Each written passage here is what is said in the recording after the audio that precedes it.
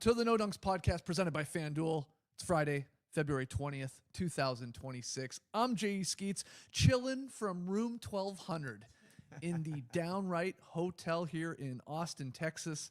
And alongside me on a bench, it's Tass Mellis. Room 1200. That's where everything's happening. That's right. Next to him, it's my top shot hot boy, Trey Kirby. Hey-o! Hey-o! Oh. And making the magic happen, they're just right there, sitting on a bed together, looking all cute. Super producers, JD and Esh. Just yell. There they are. Here we are. We got to fire out this podcast before we got to catch a flight back to Atlanta. So make your points quick. I still got to wash my hog before we No, go. you're no. I'm gonna, baby. I'm gonna How many times have you showered in the last 2.5 days? Only twice. Only twice. Oh, Thank okay. you very much. Okay. One Wednesday, one Thursday, and this will be my Friday shower. How can you not shower in these great showers that have a literal hole in the shower door so you can just reach in and turn on the faucet? I guess you guys don't have that. I don't have we the don't whole- have JD that. and I do. Wow. If you need to take a quick shower. Oh, So Ash you're does saying it It's allows so you nice. to like 3 of turn 5 your have shower hog on. holes. yeah, Okay. you just turn it on, let it run for like the entire time you're here. Let me ask you though, have you put your dick through it? No, it's not at an optimal spot Oh, for that. okay. Behind a little stand sort of thing. Okay. Now that I think Otherwise I about it. would. Now I think about Otherwise I would. Okay, so we are here in Austin. We came down. Shout out to Ledger for sending us down here. We did the live podcast yesterday morning at the Casa de Spurs. Had a blast. We drafted teams that we thought were interesting in the second half. Then we were joined by Jacob Toby, who's the play-by-play announcer for the Spurs. That was awesome. Make sure you check out that podcast. People really enjoyed that. Got some short clips up as well. And shouts again to Jake for joining us. But we went to the game last night. So we're going to talk about the Spurs beating the Suns here in Austin. We had other basketball back in our lives. We'll touch on a few games. We'll talk a little tanking because Silver says they might be addressing it. We must address it. Yes. But we had a wedgie. So great start. It was in Madison Square Garden. Cade Cunningham is going to get credit for the wedgie. It's a block wedgie. He definitely fouled OG Anunoby, but they did not call it at the rim there. So it goes in the record books pass as wedgie number 48 for Cade. Yes.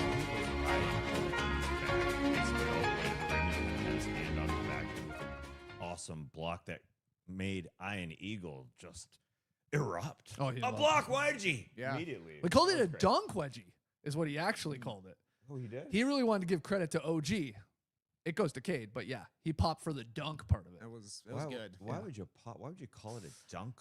Look, wedgie? it's 'Cause It it was was a dunk attempt. It was a dunk attempt to wedge, but it was a Yeah. block wedgie. Yeah. Cade, yeah, it was kind of just on his back. So is that where you're saying the foul was, where he's kind of having his hand on he his fouls lower him at back? the Oh, he hit rim him? too. Now Oh, you okay. could say the ball is a part of the hand is a part of the ball you type got of stuff, hands. I but always he think fouled him. that. Right? Anyway, it doesn't matter. Cade's It's wedgie awesome. 48. Oh, You just had 3 blocks in the All-Star game last week. That's He true. Just keeping it going. We'll get into that game. That Yeah. was just a fun game. Yeah, Let- it was let- good. It even the wedgie even made like the condensed highlights when they were doing it. oh I wow. Yeah. thought that was a show of respect to the boys. We Really will get to appreciate it. Cade's huge night in Madison Square Garden, but let's start with the game we were at. Again, Spurs beating the Suns 121-94 here in Austin at the Moody Center, which is the university, arena. 16,000. I checked the attendance last night, so it's quite a small atmosphere, which made for a Felt really like a fun college experience. game. Yeah, it we were did. hooking them horns. Everybody was. How'd you feel about the acoustics in there? Yeah, we had different reports about the acoustics before we A went lot in. of acoustics talk. Yeah, Somebody said it 'Cause was they do the the best, concerts one of the there. best in the world for acoustics outside of Madison Square Garden. That's what somebody told me. I thought they were good. It was loud. Like Yeah. Oh, yeah. it was It loud was the loud. entire time, even though this game turned into a monster blowout. Yeah. But like just hearing the chatter, it was lively in there. I thought. Yeah, and the chants coming from the Jackals, right? That's what Mm-hmm. they're called. We saw them outside. They make it feel like a European game. Even Wemby was hooking him horns, and he literally popped that up after a bucket. Everybody was into it. Yeah, it Luke was great fun. Cornette did it. Oh, you did? Okay. Yeah. LaMarcus Aldridge sitting courtside, of course, did it. He A went to horn school. himself. Yeah. But the Spurs win their 7th straight, TK, and you said it there. I mean, it's turned into a blowout. Suns were short Dylan Brooks. And then Devin Booker was playing, but then he wasn't, and he didn't play a lot. And there's not a lot of offense being generated on the Sun side. And the Spurs are awesome, too. So yeah, sore hip for Devin Booker. He tried to come back. We were just wondering if he was in the bathroom for a while, but only played 9 minutes, and there was a 4-minute stretch at the start of the second quarter where the Suns didn't score, and that was the entire game. It was over from that moment. It was weird watching Victor because I thought he didn't play very well. I thought the Suns did a great job defending him. They had a small guy on him for the most part. Mark was hanging nearby. Only 17 points for Victor.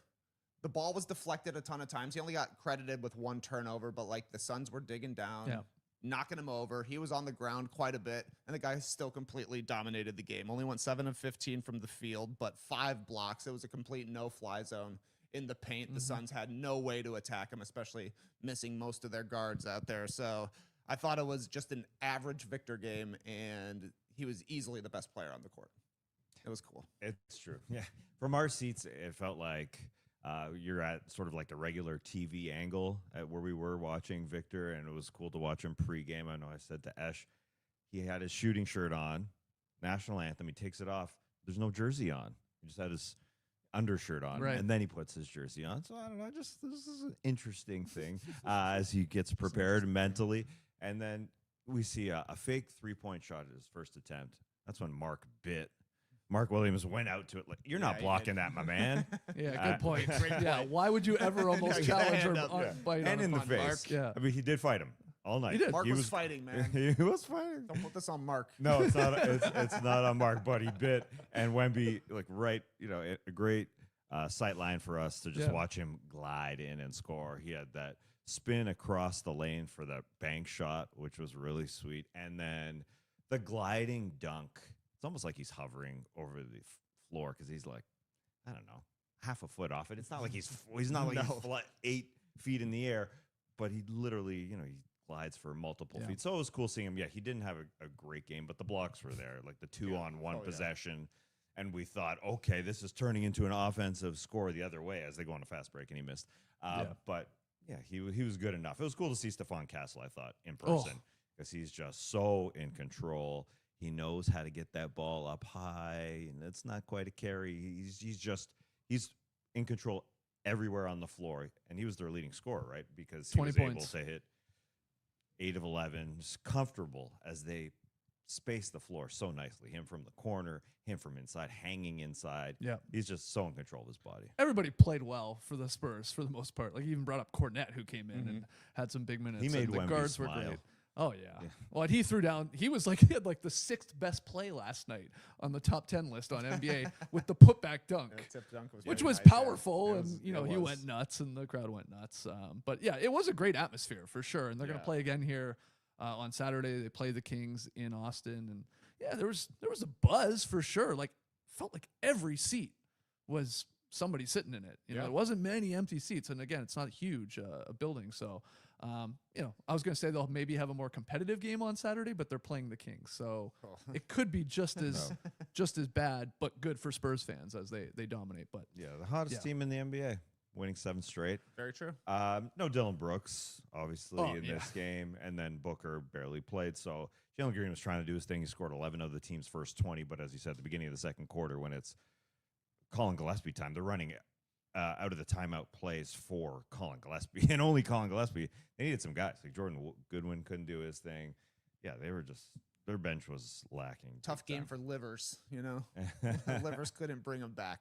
No, that exactly. was too bad. They didn't have enough offense. And they're fighting, like Royce O'Neal, as you said, they were using smaller guys on Wemby. So they're trying, but they just needed Booker, and we all thought, that would have been helpful. Helpful for the old pick and pick. Yeah. Well, it was pretty funny even for us sickos at times. Like, who the hell is that? Oh yeah, that's Fleming. Who the hell is Fleming. that? Oh yeah, Amir Coffey's on this team. Like, we were getting some deep rotation players on the Suns, and even we got to see Malowach. That's a big guy. That guy is huge. It's a tall man. Tall, thick man. He was like towering over Biyombo, man.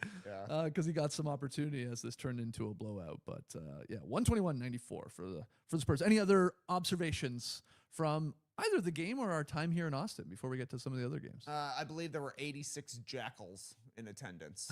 That's a pretty good number. It's a good number. For traveling down from San Antonio. Yeah, and a lot of them, we were filming stuff pregame. A lot of them showed up together doing their chants. They got a lot of characters out there. Spurs Nacho. There was a guy wearing like I'm sure it was a jackal mask, but I interviewed him and he goes to me, "Can I answer in character?" I was like, "Yes, of course you can, Jerry. Please do, Jerry." So every third question, he just goes, "Oh!" Yeah. I like that guy. The wolf was very funny. We interviewed an alien. A man in full alien costume. Yeah, Yep. yeah. There was a random fan that said, started talking about Jared Allen all of a sudden. And that Jared Allen, because he went to UT here, he saw him at an HEB last offseason because he spends his time here in the offseason. I said, "Oh, what was he doing at HEB?" He said he was plowing through the produce. Like, okay. You brought up the guy basically dressed as I guess he goes by Spurs Nacho. Yeah. But looks like Jack Black. I mean, he's dressed like Nacho Libre. Yeah. He looks identical to him. Did you see what I shared last night when we got home? They got his cape, huh? Yeah. So he wrote, "No cape zone." He tweeted, "This is Spurs Nacho, part of the Jackals. Drove up to the Moody Center in Austin, had my costume and cape on with my Jackal bling. Some Moody employee ran up to me right as I was about to go through security and said that my costume wasn't permitted. He took a picture of me and his superiors said no." His superiors. Come on. I mean, he just had like a cape on. He was. Well, I mean, he was just dressed exactly like Nacho Libre. I don't see the problem. Weird. Yeah. Weird. I think they let the guy in that was wearing the glitter ball bike helmet, motorcycle helmet. Yeah. That guy seemed to get in Yeah. fine. I definitely saw Jerry the Wolf walking around in the concourse Yes. as well. So Yes. I don't know why the cape is the thing. Yeah. They've fallen out of fashion in the past couple of centuries, but I still think you should be allowed to dress like Nacho Libre for a game. I agree. I don't know One of what's the come main on, things, I Moody. think. Being a little too much of a stickler Yeah. there with the rules. Anything else from Austin? We did check out what do they call it? The Dirty Six, Yeah. which is like their weird version of Nashville's Their Broadway. version of Nashville, their version of Bourbon Street. One travel tip I would say, if you want to experience Dirty Sixth, 7 o'clock on a Wednesday night is not the ideal time for it. The bands aren't really tuned up at that point. No, it was quiet. Yeah. There's a lot of bars though, There's a lot of them. and they will try and get you to come into their establishment quite aggressively. But yeah, it was quiet when we were over there, but we got to see it, so that was fun. Anything else? Let's talk. Oh, go ahead. Nope. We had some good tacos. I just wanted that to be on the record. We did the we did the barbecue. We did the delicious tacos. Yeah. We did the things you're supposed to do, I think. And it's a great city to walk around, and the weather's been nice. I mean, it's starting to get hot, but I like that we can get around easy. And we never took one, but it's a real pro like rickshaw city. Very pro Like all rickshaw. blinged out rickshaws like after the game last night. Yeah, leaving the game, there was a crew of rickshaws and bird scooters Yeah, just flying down the tons. streets. Felt like that scene to me in One Battle After Another where like the revolutionary skaters are following along with Benicio and Leo, like just like skitching on the back. Yeah. That's what that moment felt like to me. I agree. I agree. Very cinematic. I regretted not jumping in one. On the rickshaw? Yeah. I mean, they've got all forms of transportation here, from driverless vehicles to driver-fied rickshaws. Any way you want to get around. Seen a lot of Waymos down here. A lot of them. In Yeah, Austin. we did have those tacos, and I wonder if the speculation about Devin Booker's stomach was because any of us felt a little bubbly. Our tummies felt a little bubbly after I was the okay. tacos. You were rough? I wasn't rough. Okay. No, I mean, I used the facilities many times. I think that's why I showered many times while we were here. That was good. I feel great. So many showers and a handheld shower. You got the premium shower Yeah, experience. you have a much better I'm coming up. hotel room than I'm we got. coming into your stall Yes. Yeah. And then before we check out here. it's great to rinse with a handheld. God, feels good. Very nice. So nice. All right, let's talk about Cade Cunningham. Wade Wunningham. This guy's throwing up dubs left and right. 42 points, leads the Pistons to the 126-111 victory over the Knicks. Detroit was without Jalen Duren, without Beef Stew. Those guys are obviously suspended, but they go in and they punk them. They've beat them 3 times now this season. Sweet job. They beat them by 31. They beat them by 38 and then 15 points in last night's victory. Pistons are the real deal here, TK. Yeah, they were missing their two biggest, baddest dudes. And Detroit, to me, still seemed like the bigger, badder team. Paul Reed, this guy is the perfect emergency starter. He just brings a lot of energy. He plays his role, just rolls to the basket, gets his dunks, gets his offensive rebounds. He was pretty solid. I thought Tolu Smith even gave him good minutes. But Cade was the story. Bontemps just did his second straw poll, and I saw Cade was third in the voting. He was second on my ballot, mostly because he's played about 300 more minutes than Jokic, but he's also just been so good in the clutch, and he was dominant last night. OG was the only guy who stood a chance for the Knicks, but Detroit did a really good job of getting OG off of him, and then anytime they would get a switch on Brunson, Hart, Bridges, just too small. Like, Cade could either get to his spots with his muscles and rise up over the top, or in Brunson and Hart's case, literally just shoot over the top of them. The vision is there to find guys for assists. So he's a 40-10 game. Incredible stuff. I don't really remember the previous Knicks-Pistons games well enough to know the strategies, but if these two teams meet in the playoffs, they're going to have to double-team him the entire time. They weren't doing that last night, and I'm sure that's probably Mike Brown saving something for the playoffs in case they do have a matchup, but there's no way they can play this guy one-on-one. Nobody stands a chance against Cade. He's too damn strong.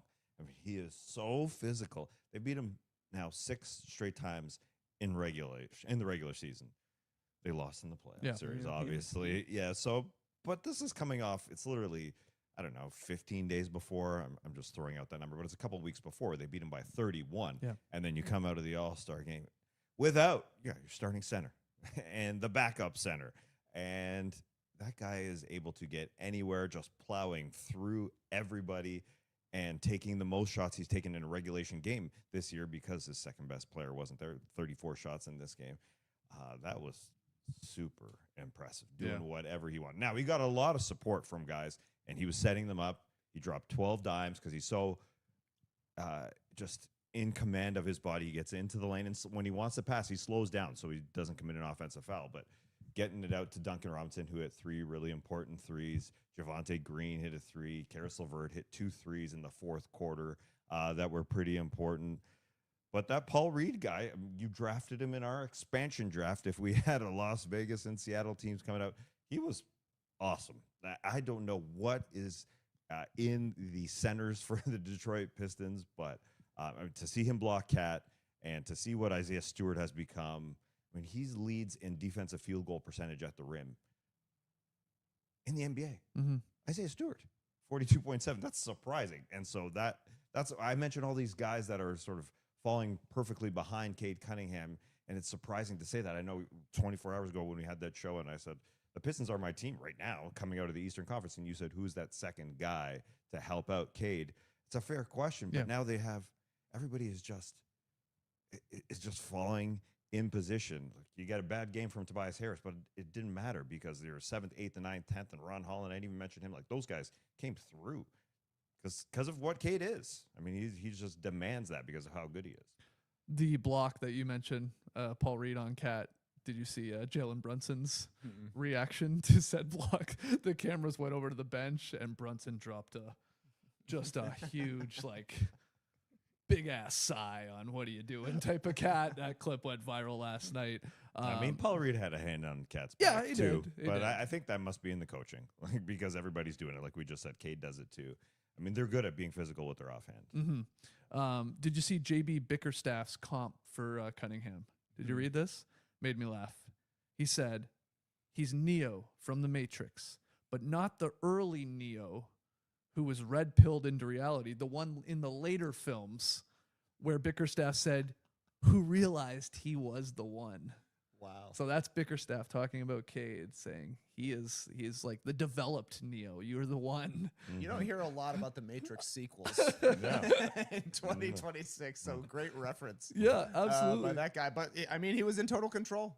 There's no doubt about it. He could take down as many Agent Smiths as the Knicks were throwing at him. Yeah. Where did you put Cade on your MVP ballot for the straw poll for Bontemps? Trey said you went as high as 2. He was my number 2. So you went Shea, then Cade, and then Jokic. Okay. I think I did the exact same. I had him at 4.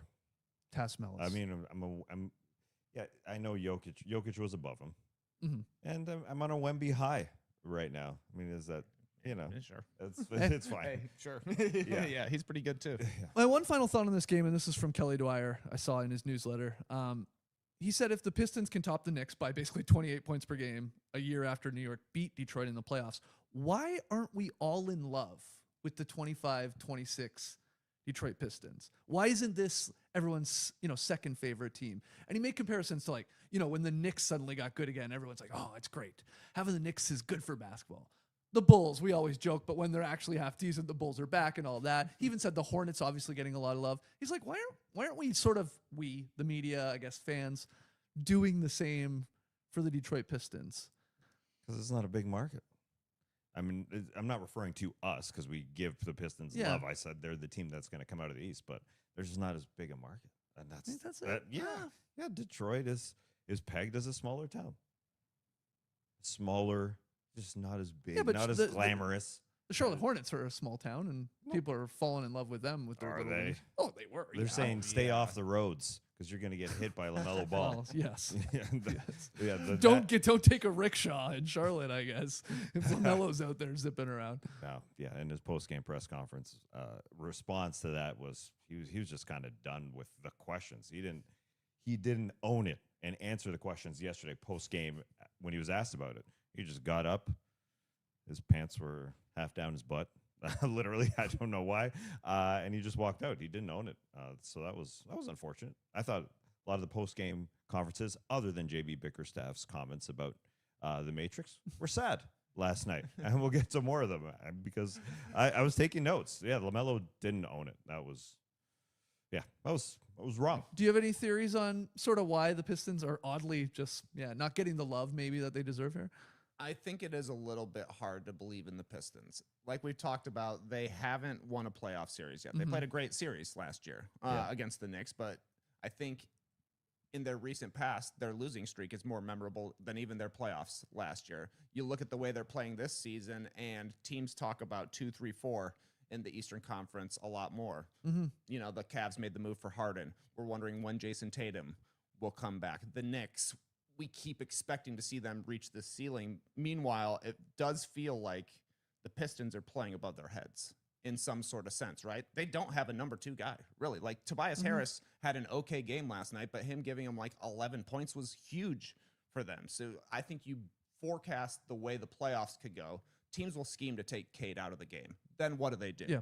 There's a lot of questions there. I think also being a super physical defensive team, we've seen that be successful in a lot of regular seasons and then fall short in the postseason. So to me, there are still playoff question marks to be answered, but undeniably they got the best record in the league. They've got a guy who is an MVP top 3 candidate in Cade Cunningham, but you got to do something in the playoffs first. I think it's not totally dissimilar to when OKC, before they won the championship during the 23-24 season, they were the best team in the Western Conference. They won 60+ games, and still everybody's like, okay, do something in the playoffs. They won 1 playoff series, then they lost in round 2. Same thing could easily happen to the Pistons this year, but it just means they're on the upswing.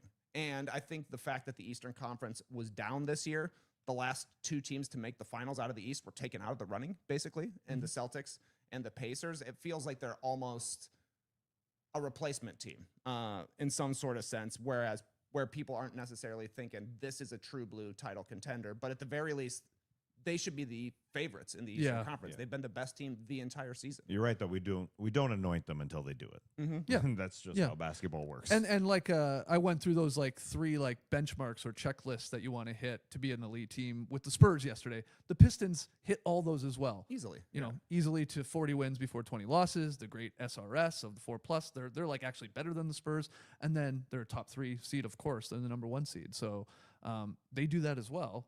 And history tells us, like, you sort of have to hit those marks in order to win the whole thing. But you guys are right. It's like we got the Spurs in the West and the Pistons in the East, and it's like, why not either of these teams? Why couldn't they meet in the finals? It's 2005 again. It's difficult, 2005. I hope it's not the 2005 finals between those 2 teams. Yeah, we had 1 team in the 7-game series get over 100 points.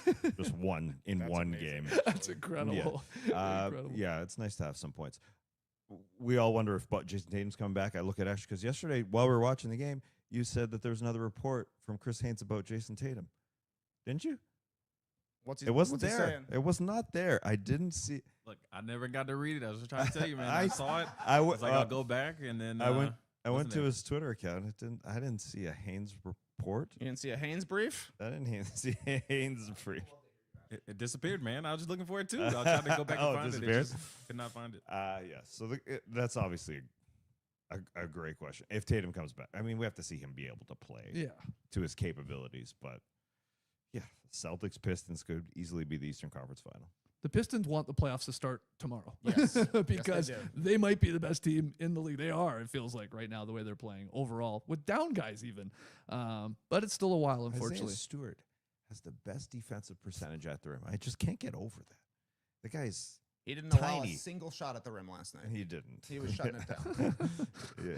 All right, another game we got to address. Benedict Mathurin scored 38 points for the Clippers, and they won a wild one over the Nuggets, 115-114. I say wild because Jamal Murray, he had an eventful final minute. Let me run through it. He got a blow-by dunk on Brook Lopez at the end of it. That pulled the Nuggets within 2. Then he hit a crazy 3, a classic like Jamal, like pump fake and then sort of fade 3 on the wing. That pulled the Nuggets within 1. And then right at the end, he drew a foul at the buzzer on a 3-point attempt. He steps to the line. He swishes the first one. All right, here we go. The second one, rattles home a little bit.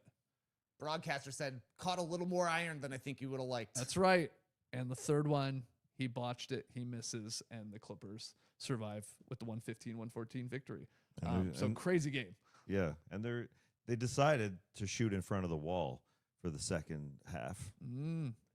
That came into effect. They missed 5 free throws in the fourth quarter. The wall works to some degree. It does. The stats say that does a little bit too. Yeah. What also would work is Nikola Jokic playing like Nikola Jokic. He ain't right. He just had a bad game. He just hasn't been incredibly precise in those. I think he's played 8 games since he returned from injury. Had 6 turnovers in this one. He's a sloppy Jokic. It's the first time he's ever come back from a real injury. Yeah, true. Yeah, and he's going behind the back and losing the ball, and that's when Benedict Mathurin started the running. He's coming off the bench, and that's where Benedict Mathurin's peak may come from. Coming off the bench, dribble handoff, screens. It's your time, my man. You just go score. And so yes, he was awesome. It was weird to see the Nuggets just not play like themselves. Jokic 0 from 3, so we didn't see a good Nuggets game. They've been pretty average since he came back. 3 and 5, and like you're saying, they were totally sloppy last night. 6 turnovers for Jokic, 4 for Murray. They had 17 total. That was allowing the Clippers to get out and match them from a fast break point of view. I thought Derek Jones Jr. was really good for LA. I thought John Collins gave them a little something early on as well. But it basically comes down to Jokic and Murray just weren't good enough. We've seen at least 3 times this season Murray go to the line on a 3-shot foul and miss at least one. He shoots 76% from the free throw line in clutch situations. I don't know if that means anything or if he's just been having a little bit of bad luck, but he's got to make the free throw.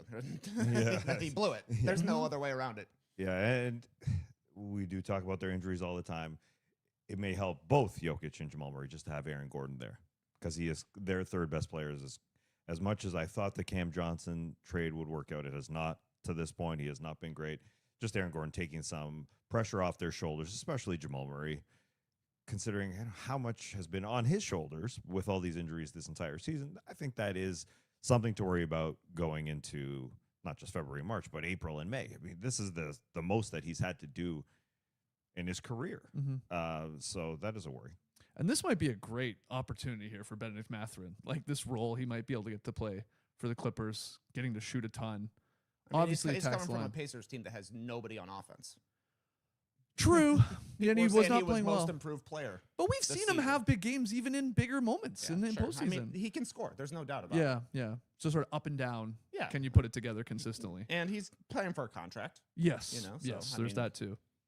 But he knows how to get his buckets. I mean, he still lives at the free throw line. I mean, 12 of 13 last night for this guy too. And that's pretty normal for him when he gets any opportunity. But big win from the Clips as they get one there, and They're a game yeah. under 500 Yeah. and a game and a half out of the 8th seed, and they're chasing the Warriors, who look bad right now. Yes. Even though Porzingis played last He night, but did. that's about the only guy And Steph that Curry played did for not. them. So certainly, I think the Clippers have a pretty good shot to get into the 8th seed, which gives them 2 chances to make it Yeah. into the playoffs. Let's show you the other scores from last night. We had the Hawks beating the Sixers. Cook out of that. The Wizards beat the Pacers. You had the Magic hitting 1,000,000 threes against the Kings. Their losing streak continues. The Cavs dominated the Nets. Rockets Hornets was a close one. That was a fun one. 105-101 for Houston. Raptors beat your Bulls. And Celtics beat the Warriors, like you said. Any other takeaways from those ones that you want to address? Burners exposed for Kevin Durant, but he won back his team by being awesome at basketball. 35 points, 8 boards, 4 assists, 3 blocks, and just kind of took over down the stretch, which is exactly why they made the move for him during the offseason. So I think he hasn't tweeted in 5 days. That is evidence enough for me that was 100% him in those group Which chats. is so crazy. Yeah, He's just talking and sharing this stuff with basically randoms. yeah. That's insane. But I believe it. We all need validation. That guy We a all need lot. validation. Yes, you would think being one of the Yeah. 20 best basketball players of all time would be enough, but I guess not. No. Evan Mobley came back for the Cleveland Cavaliers. They just completely destroyed the Nets. Oh, that was bad. It was Yeah. over in a hurry. We were- Yeah, he didn't have to do very much, but pretty cool alley-oop from James Harden to Donovan Mitchell, and Mitchell was like Spider-Man the way he finished it, leaning over. It was almost dangerous, I thought, the way he went up for the dunk. Yeah, and we saw another Wolf get dunked on. It's not like we saw the first Wolf get dunked on. But I just wanted to make another Wolf reference. Keon Ellis dunked right in Danny Wolf's face. Right in the snout, right in the mouth of that Wolf. Jared Allen kind of had a no-look dunk. I don't know if you guys saw, like ESPN, they froze it when he threw it down. He literally wasn't looking at the rim. It was kind of a nice dunk for Jared Allen. You don't say that too often. How but would it you was score it in a dunk contest? I mean, not good.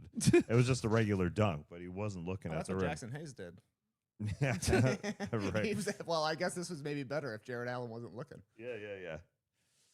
But then you need to see the replays and you gotta need see to the screen reaps. grab it. I thought when we're Durant finishing Charlotte 10 straight points to end the game. He scored the last 10 points. I don't know. Do his buddies like him though? Like Şengün didn't have a good game in that one.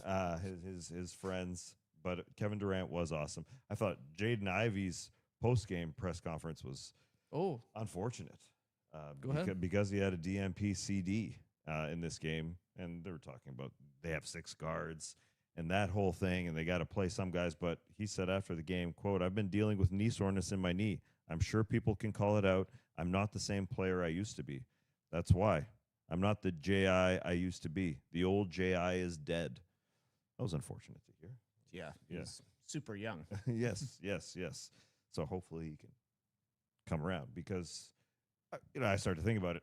It wasn't his knee that he hurt last year when he literally broke his leg when Cole Anthony kind of took out his legs. So it shouldn't be an effect of, or shouldn't have an effect of a bad knee when you literally break your leg. But I suppose it could. So anyways, hopefully he gets back to who he is. He's also playing for a contract here, but also not playing. Not playing. Yeah. It makes For it this difficult to contract, play for yeah. a contract when Yeah. you're a DMP It is CD. unfortunate. And I slipped it in there that the Magic hit a bunch of threes. They set a franchise record for most three-pointers made in a game. They hit 27 for 50 from deep against the lowly Kings. The Magic are not a good three-point No. shooting team. They're one of the worst in the league. They shoot like 34%. They're like 27th in the league. Like one of the worst teams and have been for a while. But, on any given night, these things can drop. 27. How many did they hit in the fourth quarter? Basketball Reference wasn't working for me right Yeah, today. it was funky for me, Yeah, too. I was getting so a I lot of can't tell you. 404s, but it was a close game until the fourth quarter, and then they went crazy. At least is Went what it looked like. nuts. I did see Reno hit a Larry Bird shot. from Yeah. backcourt. That's cool. I like that anytime. He was like cheesing when it happened. He's like, "Did you see that?" But that wasn't on the top 10, right? I don't. That one was. Oh, it yeah, was? number Oh, 9 okay, or something nice. like that. Okay, Yeah. It yeah. just snuck in. It was worthy. It was worthy. Embiid missed the last 3 of the last 4 for the Sixers. Yeah, I don't that's. think I like that. No. I don't Oh think yeah, I like that. Yeah, that's definitely something to worry about. And did you have any takeaways on Porzingis in a Warriors jersey against? No, I just saw his him old wrapped team? up in a jump ball. I saw him hit a deep 3 from way downtown bang, and I saw him get involved in a jump ball where whoever the Celtic was also holding on to it for a long time. I'm not letting go. You're not letting go. We used to play together. And I saw a hug from Jaylen Brown, who had a great game. He had a monster game. I'm surprised to see Porzingis playing before a lot of these other guys that were traded at the deadline. You know, Yeah, he's playing. Trae Young hasn't played. Davis hasn't played. Kuminga, I don't think, played last night for the Hawks. Porzingis, I wouldn't have bet on him to be the first guy to make a return. Yeah, it seemed like he got better as the game went on, just watching the Porzingis clips.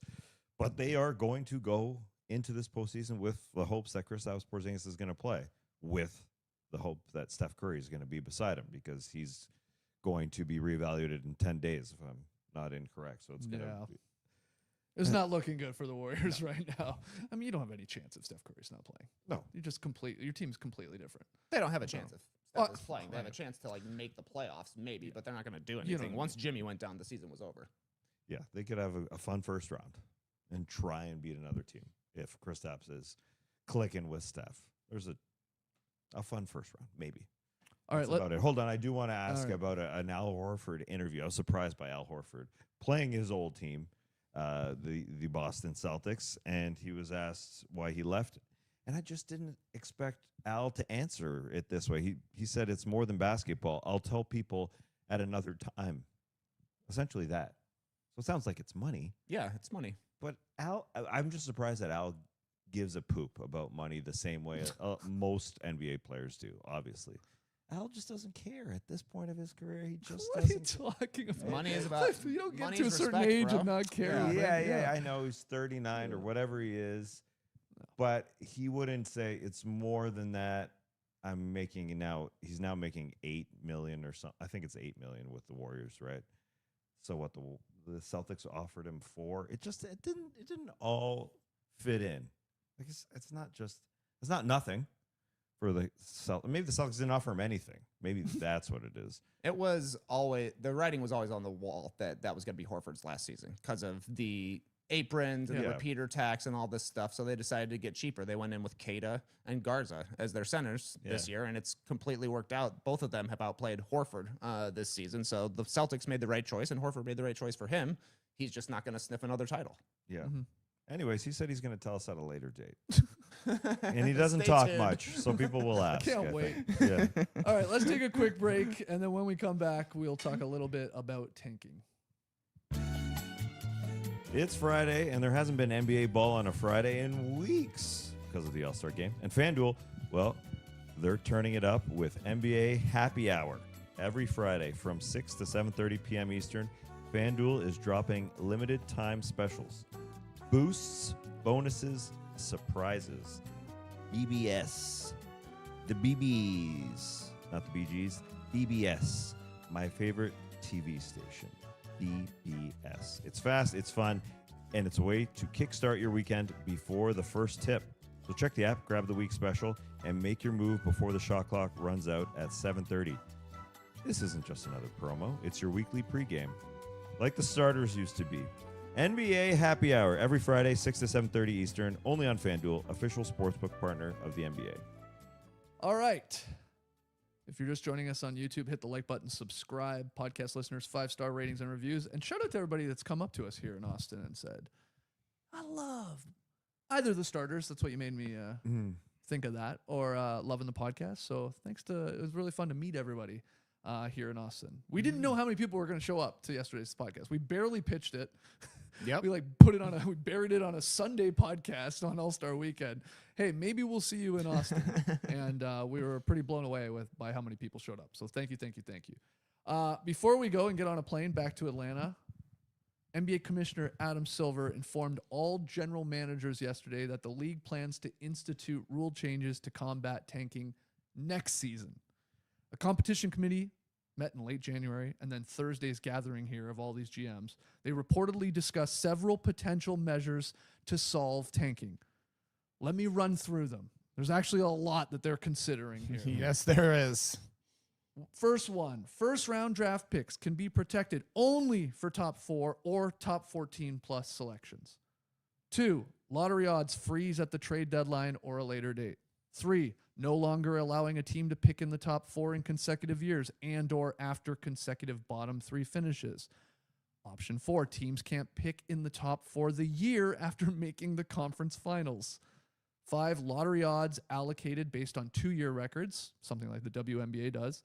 6, lottery extended to include all play-in teams. Or 7, flatten odds for all lottery teams.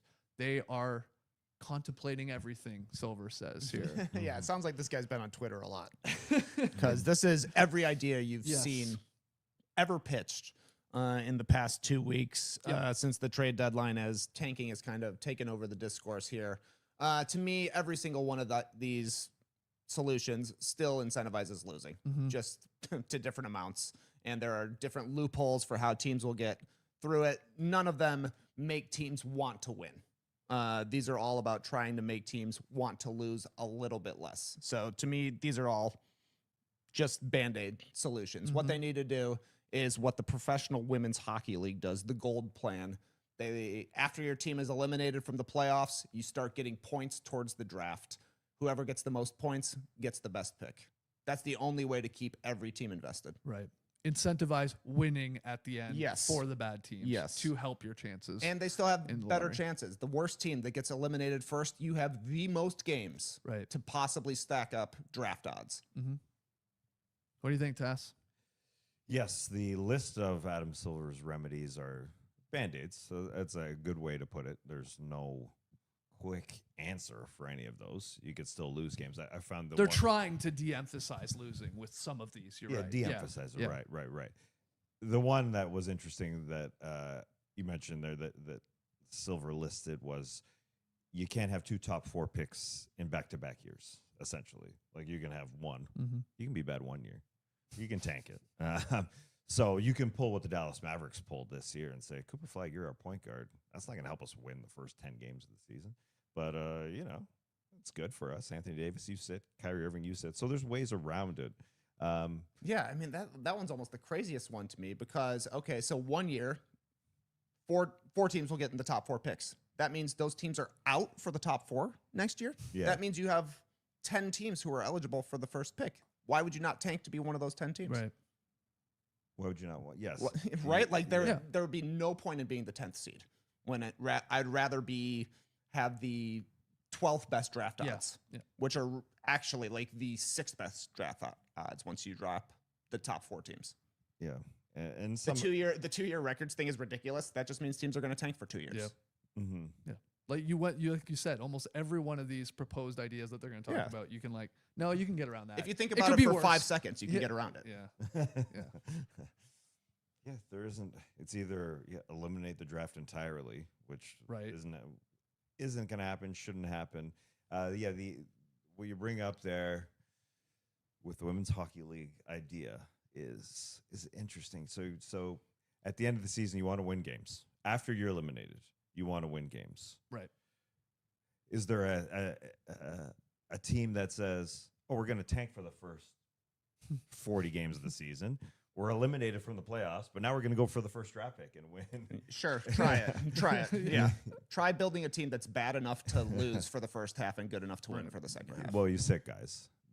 Even if you have a good team, you say, "Hey, our best players, you sit. We're going for the number 1 pick this year." Okay. Like you're the getting Spurs- $500,000 fines for every single time you do it. Like, The gold plan Spurs idea did with David Robinson for Tim Duncan. Like that kind of thing. Like you just don't play, my man.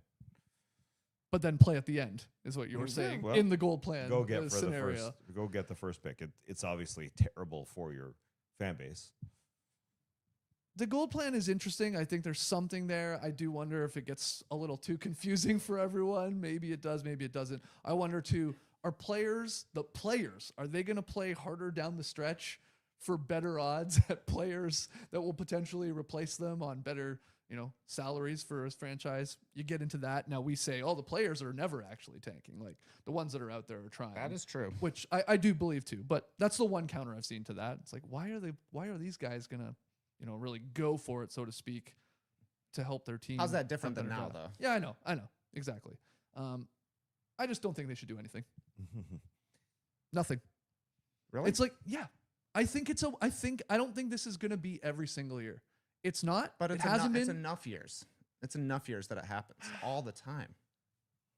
I mean, what is it? Yeah. Last year, it wasn't insane. We weren't having this conversation. Year before that, we were not going crazy, even in good drafts.